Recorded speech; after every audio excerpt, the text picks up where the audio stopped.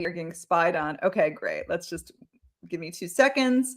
It is up for debate whether this is being recorded. It was definitely live. I am about to press go live on Instagram.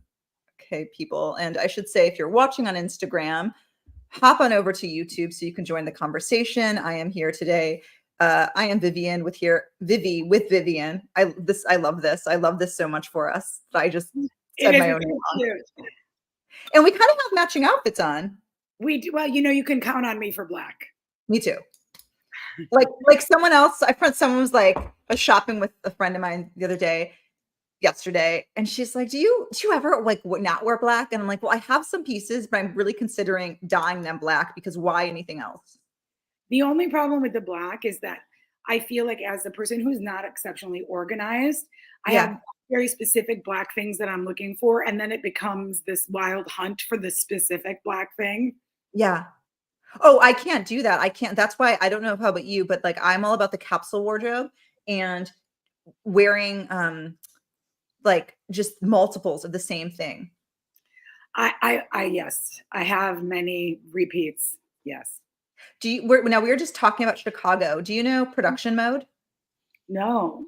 Okay, production mode. And I'm sorry, I can't remember anybody's name. It's terrible. It's okay. Production mode is run by this really great designer, and they just opened a boutique. I can't tell you what neighborhood, but she is lovely, and she taught me like the idea of like the capsule wardrobe. So I have like 3 skirts that I wear on rotation, but they're all wonderfully made, and everyone should visit production mode. I will definitely check it out. Definitely. Yeah. Well, I love this. We have some. I love that my midheaven is conjunct your sun. Me too. It's very cute, and we both have Mercury in Pisces. I love meeting other Mercury and Pisces people who are brilliant writers because it inspires me. I think sometimes we get a lot of hate in pop culture, and so we need to stick together. Yeah, I mean, I don't know. I feel like I have suffered this thing over the past 5 years of taking, and this is why I couldn't believe I was trying to write these horoscopes earlier this week. And I was like, wow, I've spent 5 years trying to actually condense my writing instead of write it in such a way where I have the room to expand. So because of social media, because that's the way to reach people. And now it's really interesting.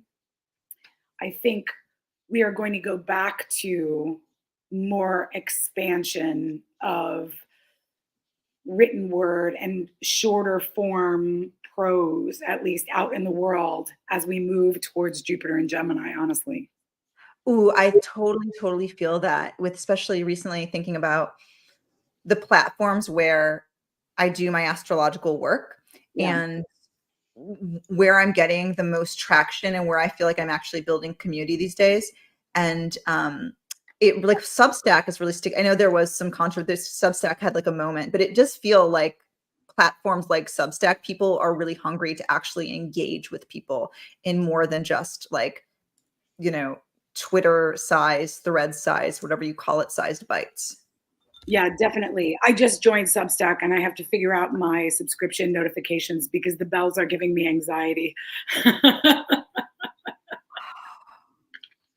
Yeah, I don't do notifications on anything. Right. Yeah, well, it's a Mercury and Pisces. I feel, and if you can relate to this, I feel like my brain is already just full of the void, screaming at all times. I mean, I feel like it is very Piscean to have like this brain that's swimming with all this information, and it's the ruler of my 12th, so it definitely can be a demon for me. Oh man. It's okay. I'm just like, this is my ADHD brain going here. Just giving note. I want to say this lovely that we are building this new moon in Taurus. It's this sort of the most lovely astrological moment we've had in a while. And here we are talking, well, before Mercury stole the conversation, as Mercury does. I love that we had this very Venus-based conversation on And clothing. the moon just applied to Jupiter like 30 minutes ago, so that was really sweet. Perfect. It is perfect. Before we get in, because one of the things we were going to talk about today is Jupiter and Gemini, but I really want to like back up, slow myself down, and learn a little bit about your practice. I've been following your work for a few years. I love your writing. I love your nuance. You're one of the few people. So see, I asked a question. I'm going to go into it for a moment.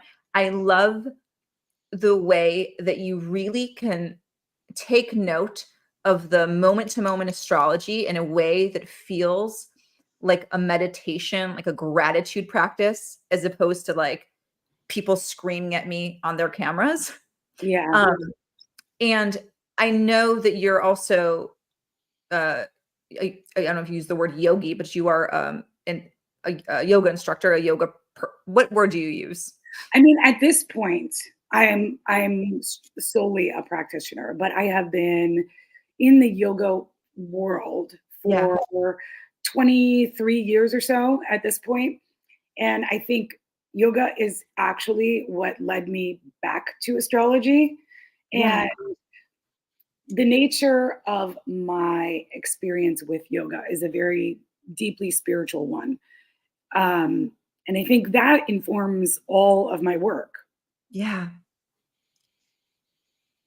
That comes across, and I guess that was my question. And how does it inform your work? Because it feels to me there is that quality. I know you've studied with Adam Ellenboss as well, and you know something that the two of you have in common is this sort of like you always sort of seem to come back to the meditative breath, like, and it is.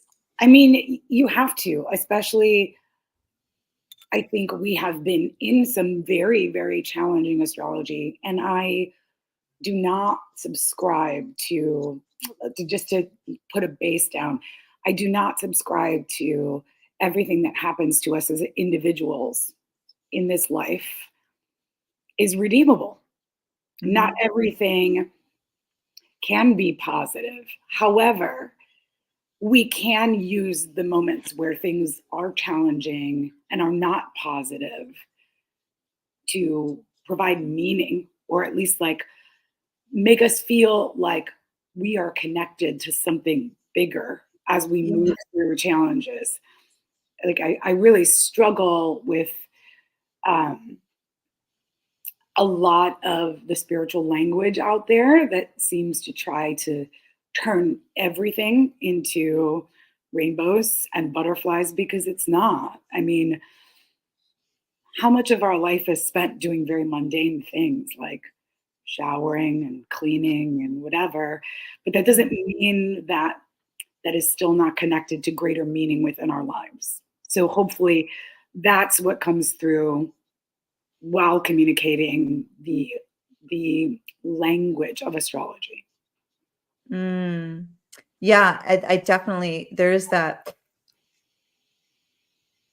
appreciation of the mundane, I think is what you're speaking of, that really comes across in your work. Also, what's connecting for me is thinking that we just had you're an Aries sun too, and we just had this solar, right? Like Aries suns have been eclipsed. It's been a season for us. And something that's come up for me during this past season of just being, really feeling personally challenged was you're a tarot person too, right? I am. Yeah, the image and thinking of, I know that it's equated with what, the third decan of Gemini, so kind of bringing in swords here, but I've really been sort of meditating on the 10 of swords recently, which is to say there's been moments where things have felt really difficult, and there's something about just letting myself having that sort of thinking of the Rider-Waite-Smith deck, right? That image appear with 10 swords in a human body, and just sitting with that and being like, okay, like I'm here. This is it. This is just a one sentence. We're here. It's difficult. We're going to sit in it. Has been something that I've been meditating on. And it's something that I think about in your work, right? There's this moment of acknowledging the difficult moment. Maybe it's as you're talking a little bit about like the opposite of rainbows, is actually just giving oneself to just drop in to the difficulty? I think the Ten of Swords, like as soon as you mentioned it, that image is just one that you see it once and it does not leave you. But I always, when I see that card, it marks a turning point, right? Because you reach the absolute end. You reach the 10. And so while you're sitting it, there is this knowledge that after that comes something else. Mm-hmm. Mm-hmm. Yeah, I have Sun, Venus, and Chiron exactly conjunct. So as Chani would say, you were born for this. But I just kept thinking, I was like, oh man, because I had this conversation, this existential conversation with a friend, because I was like, can Chiron be Kazemi? Does that make Chiron better? Because it doesn't feel like it right now. You're looking for, but obviously it's not one of the 7 traditional planets. Sure. It doesn't have the rebirth. It doesn't have the purification moment. It just sits holding hands with the other 2 planets. Although mythologically, right, didn't Apollo, sun god, adopt Chiron? Wasn't that the story? Am I getting this through line correct? I don't know if he adopted him. I know that he was his teacher. Wasn't Apollo his actual direct teacher? Yeah, I think there was like a more parental mentorship thing because I know that Chiron was abandoned by his own parents, but there is a special relationship there. So even though, right, like it's not a traditional planet, I mean, I don't even use Chiron that much in my practice, but like I feel like when it's like that kind of conversation, there is maybe a story there that we can think about. Yeah. I mean, I think it's interesting people choosing to use different things in their practices. And I Yeah. don't know if I would have used Chiron in my practice if it wasn't so loud in my chart. Yeah. Like other people will use asteroids like Pallas or Ceres or whatever because they have such a close relationship with them. Mm-hmm. And they probably tend to attract people who also have a close relationship. And so for them, it's interesting to think about. They're like, oh yeah, this speaks really loud in charts. And like, yeah, for you, you're basically like a walking talisman for, whatever asteroid you want. Do you find that you get a lot of people is like the wounded healer archetype something that comes up a lot in your clients? Not so much in my clients, but actually with people that I attract in my personal life. Mm. But to bring it back to the question about my practice, because I think you brought Yeah. something that's interesting. Do you notice that during periods of time that you will attract people that all have a very similar placement? It could be for like stretches of readings. But I was just thinking about all of the client work that I've done in the past like 6 months. I feel like I've only been working with people that have Gemini or Scorpio rising. Mm. And then for a little while there, I kept getting charts with Jupiter Uranus conjunctions in them. You have one, don't you? Yeah, I do. I do. And what's interesting for me, the one when it comes to client work, well, there's 2 stories to share with that. One, I just like I attract a nodal story. Which I is love interesting. I mean, that. I One have of my I have favorite things. huh? It's one of my favorite parts of practice. Oh, mine too. And I have moon 26 degrees Gemini, Rahu at 29. So maybe it's because my moon speaks to Rahu in that way, but like clockwork, the nodes switch and those are my clients. Like it's just like everyone's Libra Aries and right. Like that's just how my practice has been set up, which is wonderful and fascinating. And then the other thing is I had a rather like life-changing moment with this Jupiter talisman. And I'm not the biggest astrological magic person, but this is like, a very big story. But since then, I've noticed I just like Is that a Sphere and Sundry talisman? no, it's not. This is a Christopher Warnock piece. Uh, Um, oh, amazing. Cool. Christopher Warnock, I think a little like people don't, um, I feel like doesn't get talked about as much. I mean, people clearly respect him and he, translated the Picatrix, but like Yeah. this talisman, I, without exaggeration, I think in some ways saved my life. But I've noticed since I've been wearing it, I'm like a magnet for people with prominent Jupiter placements. Oh, I love that. I love Mhm. that. I have a stick and poke tattoo of Jupiter on my ankle that I did with a lover on an eclipse evening many years ago. Does that count? Is that Oh my God, that's okay. We need to stop and go into that story. Like, were you studying astrology when you were doing tattoos in the eclipses? Like, where were you in life? I definitely. I mean, my relationship with astrology goes back to my teenage years. Um, and we had, it's a long time ago. We didn't have computer programs. There was like one metaphysical shop in the city, and I went and I got my chart printed out and I got whatever books, and my friends and I would be looking in the back at like all of the planetary tables, and it's as far as it went. It was like modern astrology and figuring out what your planetary placements were. And then it's always been something of interest to me, but I think in the 90s with the resurgence of astrology for that chunk of time, Yeah. when all of the Hellenistic stuff was being translated, that was a little bit of a revival. And then the connection with yoga and like actually studying more, practicing more, went back to my first formal yoga training. And I chose a program in Chicago. Okay. It was with the Temple of Kriya Yoga.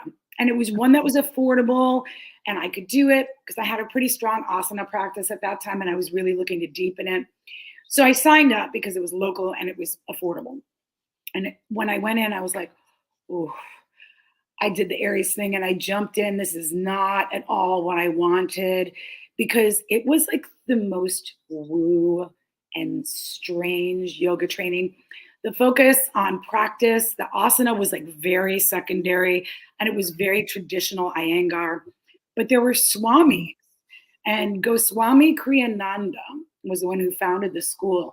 And he's written books on the laws of karma and connects the yoga practice to karma and reincarnation. And we actually learned some astrology in the program. And that was what kind of reconnected me.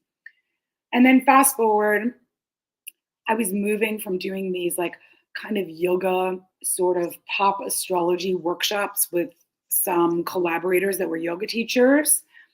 A lot of stuff pre-pandemic that would pack the house. People love pop astrology, right? Yeah. And that was the last eclipse that I viewed, and I will never do it again. And I know that you had a discussion on one of your most recent podcasts about that very same thing. Yeah. But I had this lover that was really into hobo culture and he loved stick and pokes. And we were watching the eclipse together. And he was like, what do you want to get tattooed? And I was like, I think I need Jupiter. And so he did it on the eclipse. Remind me, which eclipse was that again? That was the eclipse That was the blood moon lunar eclipse in 2018. It was that one. Okay. yeah. Wow. Why? Yeah. So you said, okay, we have a few moments here. I'm going to go back to that. For you, why would you never look at an eclipse again? And what are your thoughts now on the whole eclipse? Where do you stand with that? I'm Greek people in general. We are superstitious. We are raised. We get an evil eye in our bassinet when we're born. I'm sure you've seen the people spitting at people to remove the evil eye. Yeah. Everything, like people will be like, don't say that out loud. Everything is very superstitious. And that eclipse and watching that eclipse precipitated 3 car accidents. I mean, I don't think it was the catalyst, but I think I'm good. Like, I'm happy. We live in a world where people love doing those things, taking pictures, documenting. I don't need to visibly see it myself, especially with all of the written lore about substitute kings on the throne and people covering bowls of water, et cetera, et cetera. I'm good. I'm good on that. Same. Like, also as someone who I'm not a solar figure, but the sun's pretty big in my chart. I'm like, I don't want to mess with this. And then also just like it feels like you're tempting fate somehow of like, look at me with the eclipse. You're like, that picture is gonna somehow that has to come back to bite you. I don't know how it can't. Absolutely. I have a moon rule chart, and then also, like sun at the very top in the 10th too. So definitely. I'm gonna shy away. This one, the one on April 8th, I had literally just flown back from a trip to New York, and I got in bed and I slept during the chunk that it was visible because we were in the direct path pretty much here in Chicago. So you were in the Korean spa, right? I was in the Korean spa texting Spencer Michaud. And Spencer's like, what are you doing? And I'm like, I'm in the Korean spa bunker. There's no windows. I'm like surrounded by water. This feels chill. And I'm going to come out when it's over. But yeah. So anyway, that was a very, very Mercury and Pisces way of answering.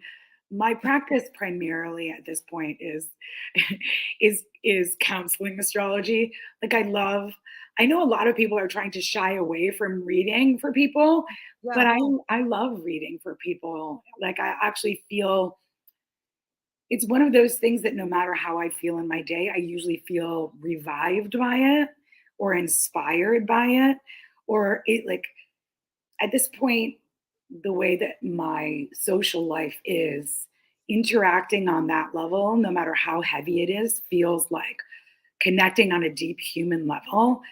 And I have Mars and Jupiter in the 8th. I always want to get in there deep if I can, Totally. It almost feels like I'm going to use this phrase wrong, and somebody is going to point this out and go, that's weird. I don't care. Readings somehow feel like a form of emotional co-regulation, right? Like the ability to just drop in with someone and sit with them and help them through that, even if it's like difficult. There's like this really beautiful moment of transformation, at least for me, that happens where it can be, doing a lot of readings, of course, can be exhausting, and there's ways to replenish oneself, but it is something like it's a sacred space to enter into. And I love it. Does it feel that way for you as well? Absolutely a sacred and magical space. And, I'm one of those people that scribbles or types out a bunch of notes, and I almost never use them in session because like once you start talking, you see where the magic needs to happen and what is going to come of it. Does that happen to you? Do you prepare beforehand? I know some people that like to go in kind of cold, but I don't. It depends. For years, I worked at like a psychic shop. So what I would do people cold, and I had to learn an entire practice of doing that usually involved tarot. And but when I do just astrology readings, I like to prepare, but the same, right? Like the preparing is just a way of entering into the chart. But once you're with the client, it's clear what's going to surface. Right. Yeah. Whew. Speaking of dropping in, should we drop into some of the astrology of the current moment before we make our way into Jupiter and Gemini? I would love that. So I'm going to look at my notes well, I don't need to look at my notes to say that we are just coming out of this new moon in Taurus. And I'd love your thoughts on that. Maybe we start there.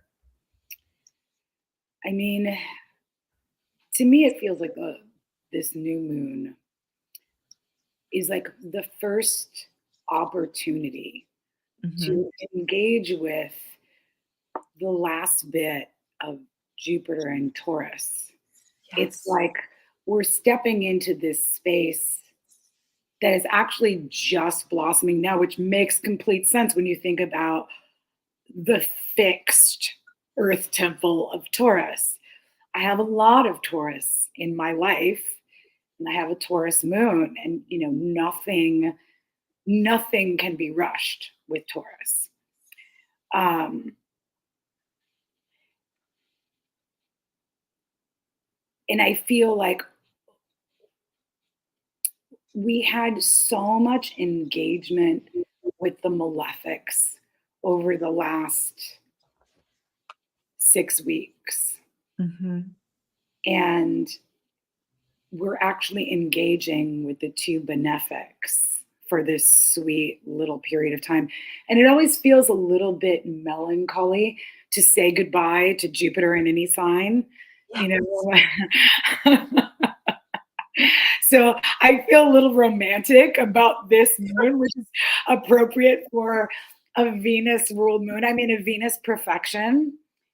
And so I'm excited to see what will unfold over the next few weeks.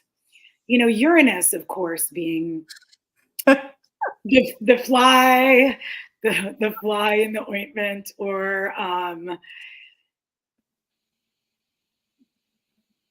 like I want to engage with Uranus and be like, yes, this is bringing me some breath of fresh air and a new perspective. But I always have a little bit of apprehension with Uranus as someone with a Taurus moon.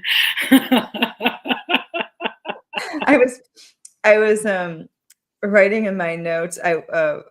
One of my friends and mentors is Larry Arrington, and I was reading her talking about Uranus, and she used the word sparkle, and I was thinking to myself about everything tripping over Uranus on its way out of Taurus into Gemini, and I was like, well, is it an earthquake? Is it a sparkle? Right? Like choose your perspective.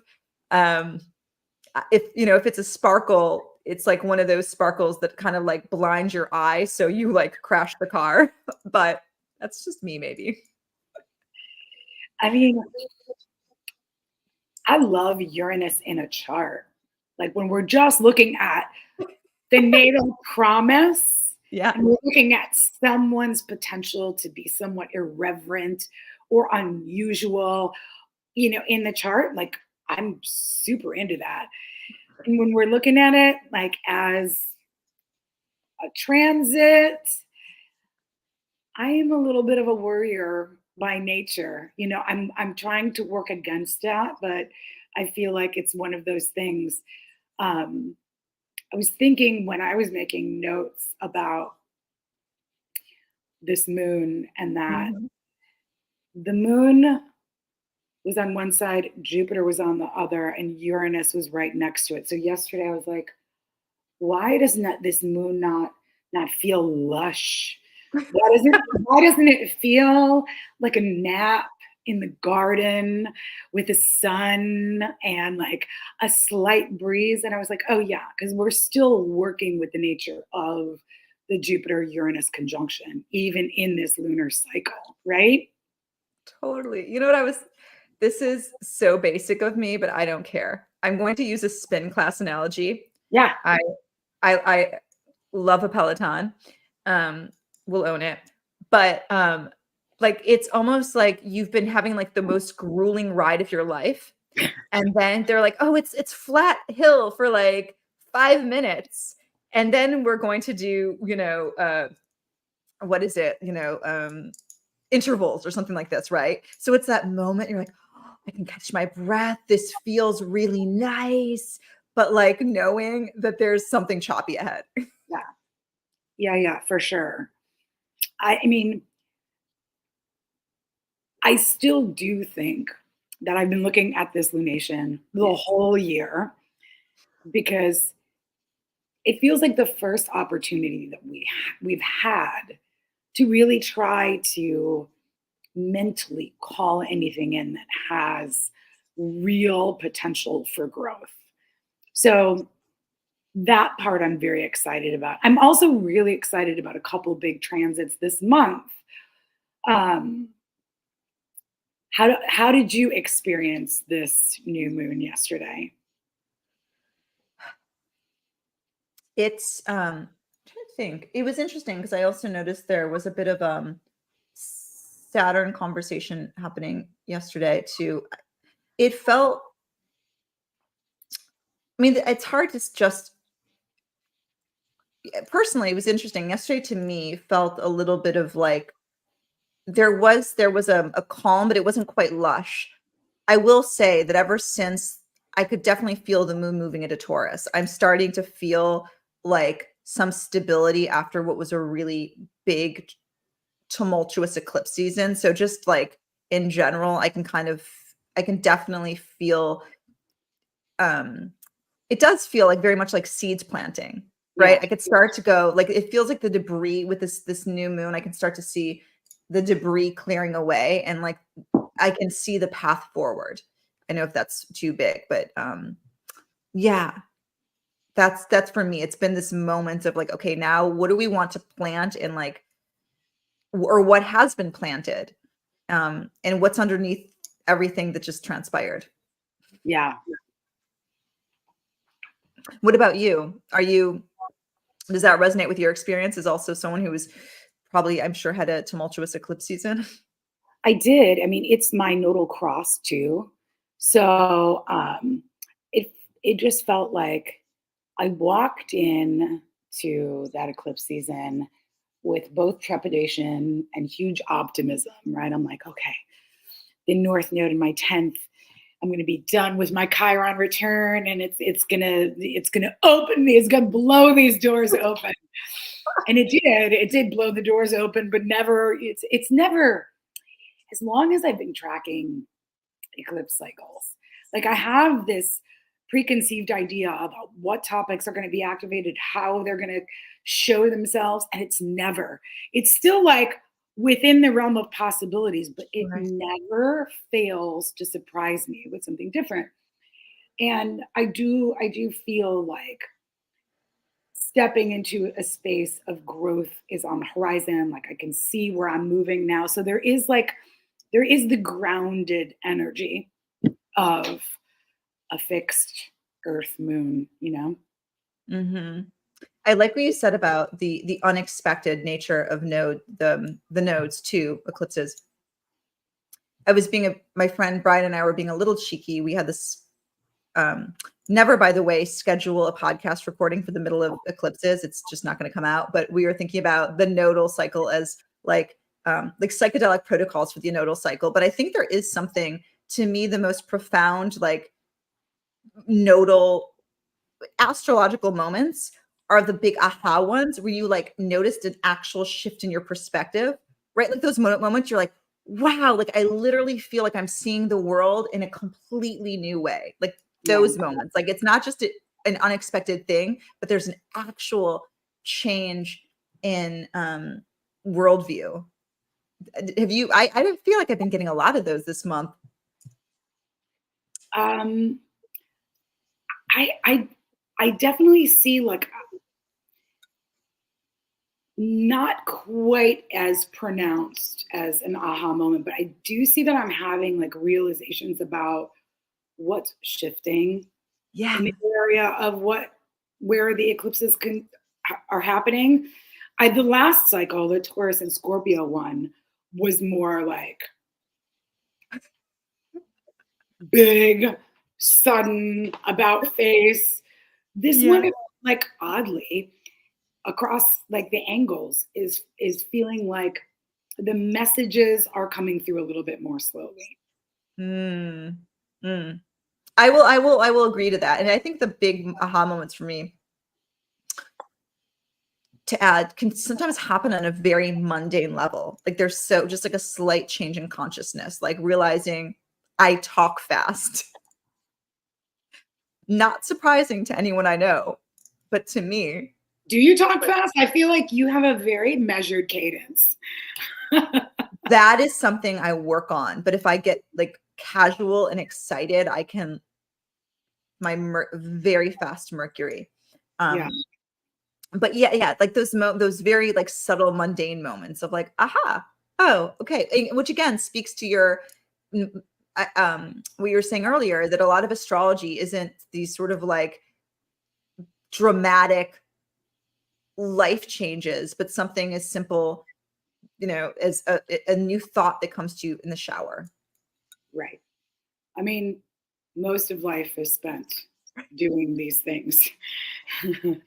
We would like to think that we get these light bulb moments when we're out with someone and we see them under this beautiful light and the moon is shining and we're like gifted like this clairvoyance about what's going to happen next. And it's not.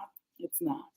No. Okay, I have to ADD Mercury Pisces you for a moment. Do you like write in the shower or think in the shower? What's your The best, relationship? the best things happen when I have no way to write them down.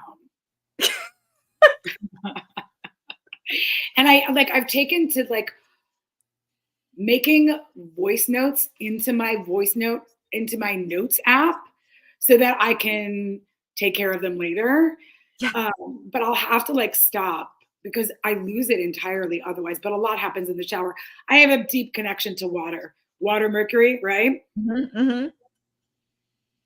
Yeah. When I used to work for as a journalist for a spell, and if I was really blocked, I would take a shower and then take a notepad in the shower, and inevitably the sentence I was looking for will like come to me. Yeah, water is the conduit. Water is magical. I have a friend who told me not that long ago that they take baths every night, and that was like in the early part of the winter. And I was like, I haven't done that in a long time. So now, whenever I can, a bath.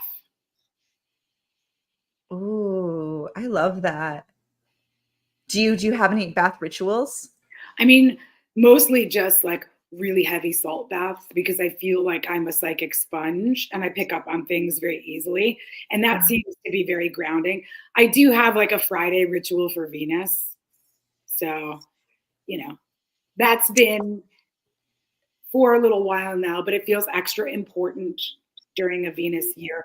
Do you connect with your Lord of the Year through rituals like when you enter a new perfected year? Yeah.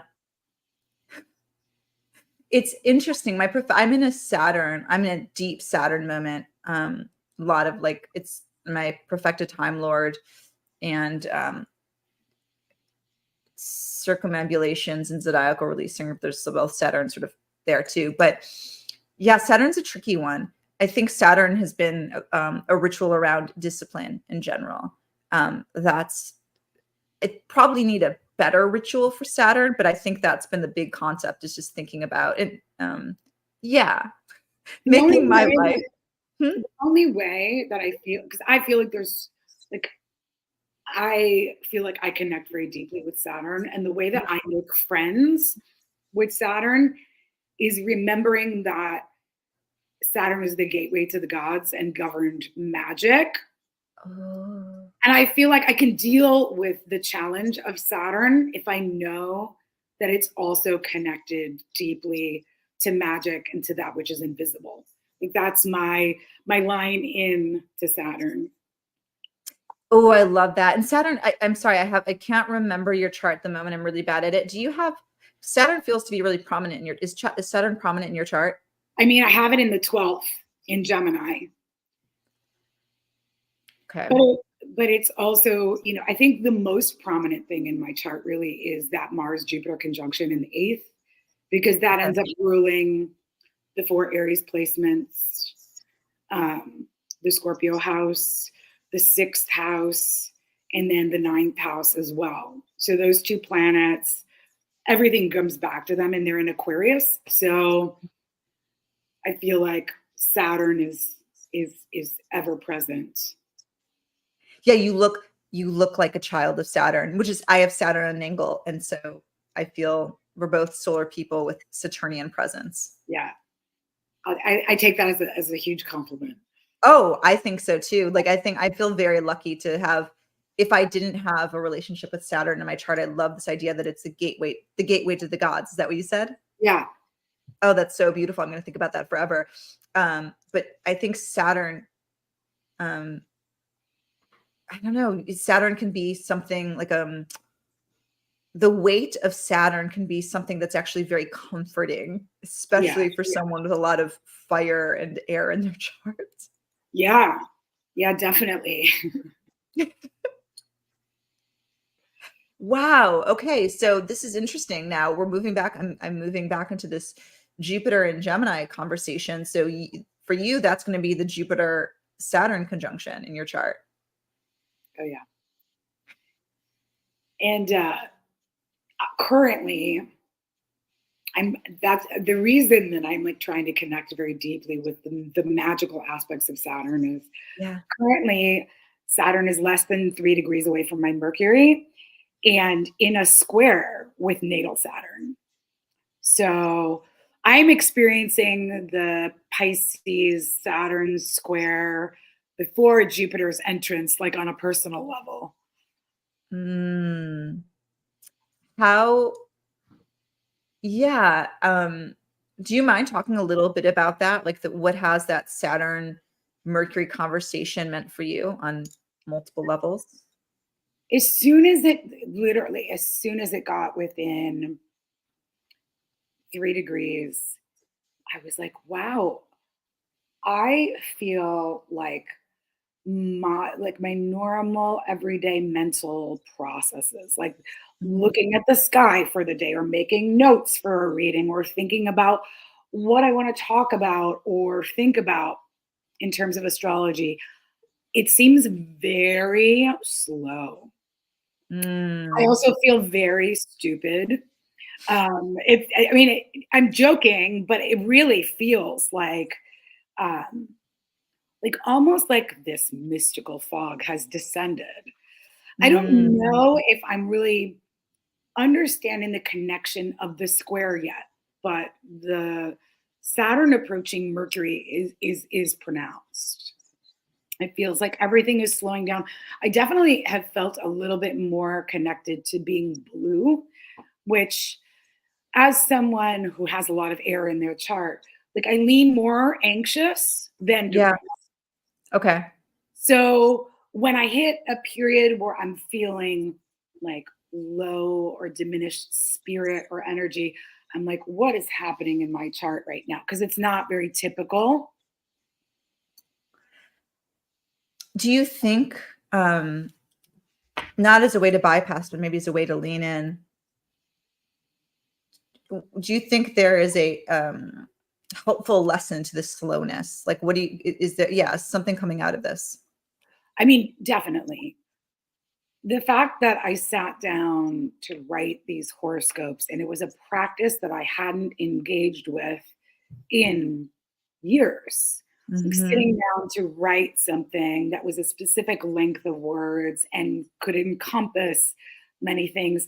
I think the fact that it didn't come quickly or easily is because it's meant to connect me with a different relationship to astrology. And I have Mercury in the ninth, right? So it's happening in the house that's associated with spirituality and astrology. And because I have a day chart as well, Saturn's here to be a teacher, not a tyrant, right? Yes, yes, teacher, not tyrant. I love that. When you were talking about Jupiter and Gemini, I was thinking about this, and I'll bring it back to Saturn. I was like, okay, like, why does Jupiter not like to be in Gemini? I mean, many reasons, but I was thinking, oh, like, who would want to be ruled by Mercury? That's like, Jupiter, the big planet of wisdom, and right, like nobody. It's like, first off, I don't think anyone wants to be ruled by Mercury because, like, that's just a struggle. Mercury's always going backwards and like changing their mind, like the most like just they're kind of a trickster, a all the things. And you're like, okay, like that would be stressful to be in Mercury's home. Right. And so okay, like Jupiter, thinking about Jupiter in this mercurial place going to Gemini, little stressful, little feels a little chaotic energy. I'm not mad about the square from Saturn, which actually feels like forcing that to slow down and have a steadiness. And Saturn's in Jupiter's sign. So even though it's not mutual reception, it's as Mhm. if Saturn is able to communicate to Jupiter the need to, like, one of the things I'm thinking about with Jupiter and Gemini is first, all of us are going to lose the Jupiter and Taurus weight.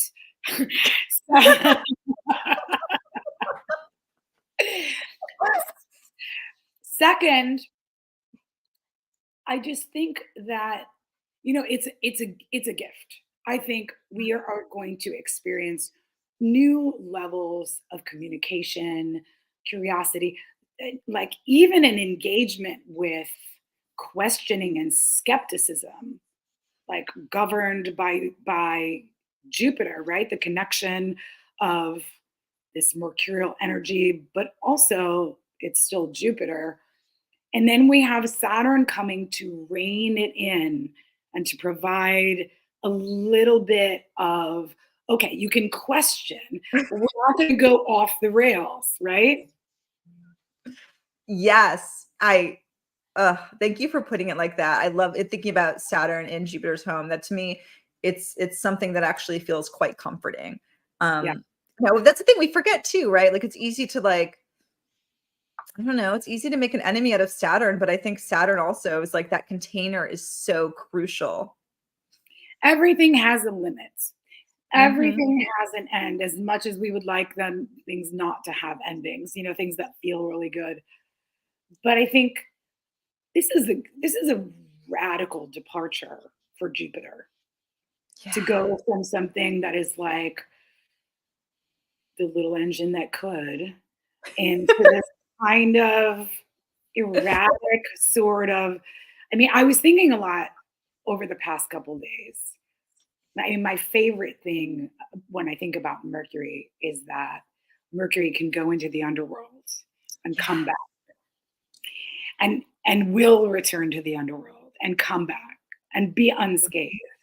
And I think as much as we wouldn't like to have Jupiter in the underworld, we will be able to access things that we can't normally with Jupiter as a diurnal planet. But Mercury Mm, is imparting that kind of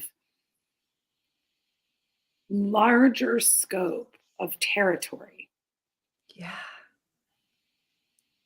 I When you were talking, I was imagining the little engine that could is almost like Jupiter, just like in a dream where you're just like, you can't run or you're just like moving through mud. And then suddenly you're just like, you take flight and it's almost too much, too Yeah. fast, too little scary. Yeah. I mean, even though Jupiter does not have dignity in Gemini, Yeah. right? Because it's in its home in the opposite sign in Yeah. Sagittarius. I'm still excited about Jupiter and Gemini, even though it's going to be my 12th house. So how excited I should be about it. But I still feel like I really, really love Gemini energy so much. Um, and by secondary progression, I have Sun, Venus, Mercury, and Saturn all in Gemini. So um, that in itself probably connects me with that energy. But I love, did you see that April Fool's prank that was circulating online about the nightclub in New York that was denying entrance only to Aries and then was charging Gemini double cover? It was like a joke, right? Yeah. But I didn't realize it was a joke because I'm one of those people that's eternally gullible. And I was like, well, they obviously don't like fun. If they're excluding Gemini and Aries, like, what kind of fun are they going to have? No fun. No, no, not definitely not like explosive, um, possibly breaking out into fights and verbal altercations fun. But yeah, I think Jupiter in Gemini. Like, what do you see as the gifts of Jupiter's entrance into Gemini? Well, I love that I think, mm, it does feel, I'm just gonna hop on what you said at the beginning of this conversation, like thinking about the possibilities for communication, right? Thinking about longer form, the sort of, I wanna say, writing is not something that can reemerge, but I think that there is this sort of lovely, like long form ability to communicate that feels very exciting. Also thinking that air quality, you can't escape it. So there's this like almost like a like someone someone put something really benevolent in the air. We can't escape it.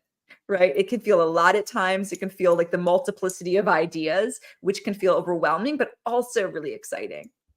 Yeah. And I think I also kept thinking about Jupiter and Gemini as almost being like, not almost, but it will fluctuate, whereas it hasn't before. And I think fluctuations in communication and energy can be exciting. I think it can be inspiring. I think it can be something that we like attach ourselves to and then use it to catapult ideas and projects. I mean, I don't know about the follow through, but we're going to try. So, I think of Gemini too. My moon's in Gemini, and like running around in circles a little bit of like, yeah, that oh, chaotic energy. you have Moon Rahu, right? Yeah. That's like that's a marker for fame, young lady. Well, maybe I'll get like three more audience members on this podcast. Thank you, everyone who's been supporting. I appreciate you. I mean, and Really. it's also, I was thinking about this before we jumped on the call, that we are both going to experience Jupiter crossing our moon, which I think is sweet. And it will bring something, right?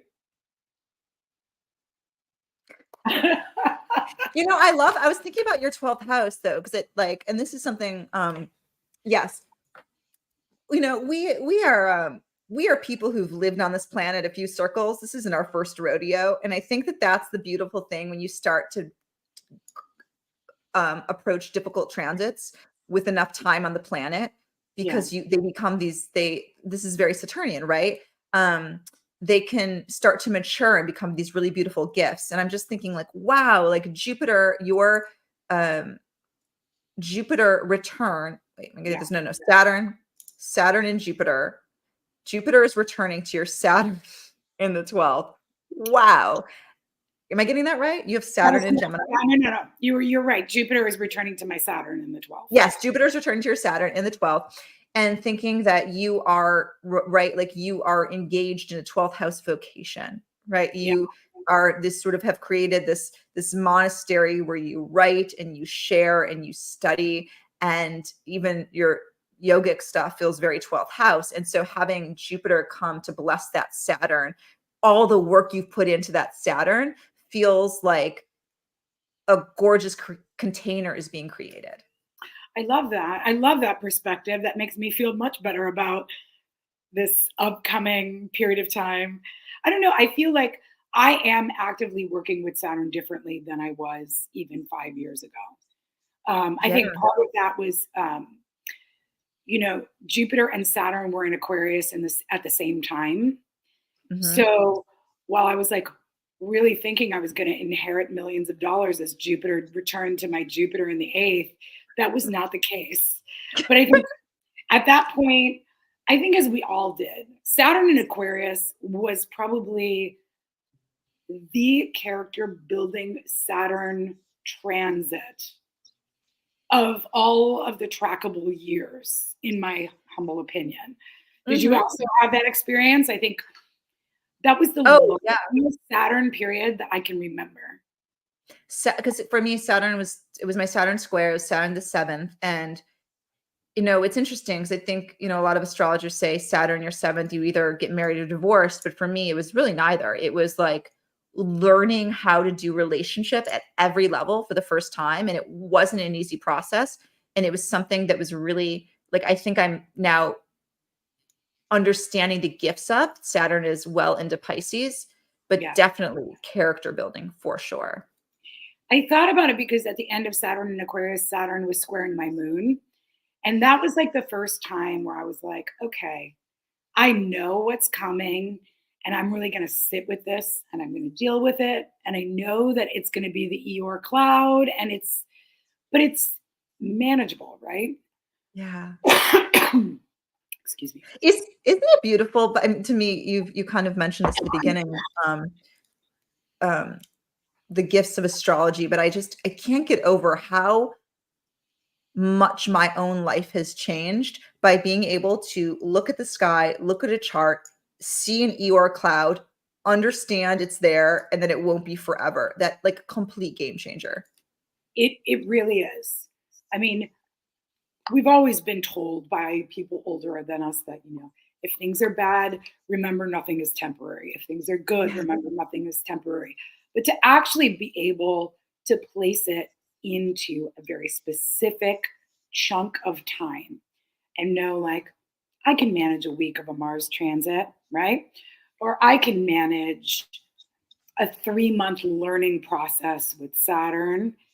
It really, like, it is so helpful to know why something is happening and when it starts to ease up and ease comes back into the life.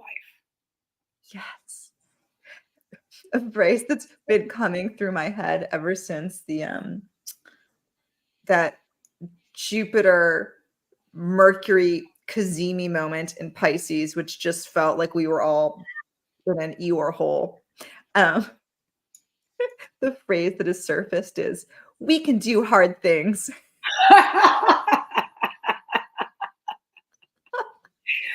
I feel like I should have that tattooed on me. We can do hard things.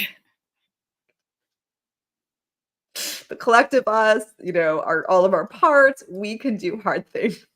Yeah, for sure. Wow, I can't believe this has been an hour. This has been such an amazing conversation. I know, I've been really, really enjoying myself. We haven't even gotten to any of the other exciting transits, and I'm cool with it. It's been so lovely. You are a wonderful host. I know. Well, can we give breath to because there's a little bit of fun astrology. Fun's if you ever hear the word fun, look out. Could be fun. What's your favorite moment coming up this month for people? A Venus and Jupiter conjunct at the end of the month. And then, like, because Venus moves so quickly, like when Venus comes in and graces your chart by, crossing your ascendant, or when you have your Venus return, like it's such a brief moment. It's like you can feel it and then it's gone. But at the end of the month, not only are they joining forces, but they're joining forces at the anaretic degree, which feels like a snowball of goodness that's gathered after rolling downhill. And then they stay together. Even, I think it's like 5 days. I wrote it down in the notes, but it's like 5 days that they travel together hand in hand. And it feels like whatever you have that's ruled by Venus or by Jupiter is getting both of them working together for this window of time before Jupiter, because whenever a big planet like Jupiter makes an ingress, it's super loud, right? So it feels like we're gathering all of the things that we want to put in our picnic basket before we step out for our summer picnic with Jupiter and Gemini.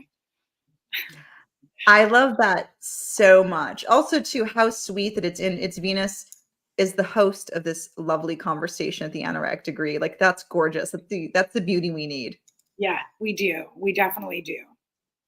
And I love it's the anaretic. So we have all at that point will have I can't speak. Experience the Uranus hiccup. We go through the Uranus hiccup and have the moment of goodness at the end. Yeah. That's wonderful. Anything that you love that's like astrology cute this month? What I wrote, I wrote something fun in the notes. I'm going to pull up my notes for a moment. I had a phrase I thought was I think it was the phrase for the same thing. And, oh no, it was the next Monday when we have the Uranus Cazimi as Venus connects by Saturn by sextile, that one you pointed out. And I said, it's a moment of clarity as Venus blows a kiss to the existential void and sun swallows an earthquake or a sparkle. I love that. I really do.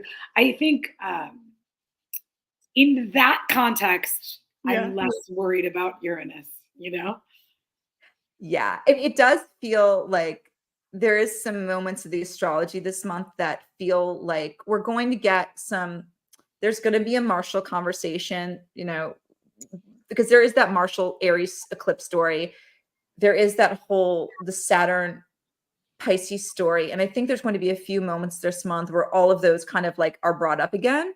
But I Yeah. like the fact that there is this stable container. Like it's a little bit like, it feels like this month feels a little bit like EMDR. We're going back, we're looking at the scary parts, we're rewriting them so we can all move safely, exit the building, Jupiter into Gemini for the next story lifetime to experience new trauma. I do. I like that though. I like that we're, examining these things in a safe space. Uh-huh. Definitely. Oh my goodness. This has been amazing. Stay on after I say goodbye to you because I want to ask you a question. But before we go there, how can people book a reading with you? How can people find you? All of that. I think I told you this in one of our funny emails. At this point, I'm pretty lo-fi. You can reach Okay. me on IG, and my booking calendar is directly linked there. I am also at Stars in Alignment with dashes in between, starsinaalignment.com. That's probably the easiest way. That's fabulous. And I'm going to ask you publicly, if I send you some questions in the next day or two, could we do a little astro interview for my Substack? Sure. Perfect. Okay. So everyone look out for that, which is a good tie-in. So everybody go and follow me, Art of the Zodiac, on Substack. I am Vivi Henriette. I do my own writing, but I interview a lot of people. And so all of this will be there. And with that, I wish everyone a gorgeous day. And thanks to everyone who's taken the time to join us and for your beautiful comments. You've been getting lots. I didn't interrupt our conversation, but you have been getting lots of hearts, Vivian. Hearts. Someone says they love you. It's very sweet. Lots of fan base happening here. Thanks to everybody who joined us today. This was so fun. Yes. Okay. Ending stream.